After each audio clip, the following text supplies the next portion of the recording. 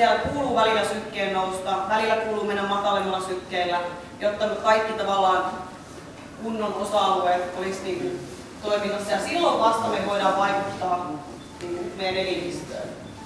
Tällä hetkellä tämmöinen fysiatri, joka oli pitämässä meille luentoa, niin sanoi, että kilopäivässä, sehän on ollut se ravitsemussuositus noin 500 grammaa, mutta kilopäivässä näitä, niin silloin esimerkiksi tuo palautuminen ja immuunijärjestelmä toimii mahdollisimman hyvin. Ja se, mihin tämä perustuu, on se, mistä mä äsken puhuin. Eli se, että meidän esimerkiksi syödään hirveät määrät proteiinia, mikä on miehille, että joo, mä vedän proteiinia, niin lihakset kasvaa.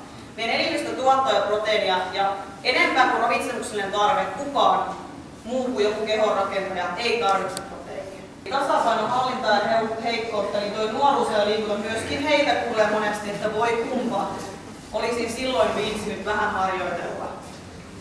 Koska tämä ei vaadi tämä liikuntakyvyn ylläpitäminen mitään niin maagisia suosituksia. Ei kaikkien tarvitse olla huippu-urheilijoita eikä mitään huippukuntoilijoita.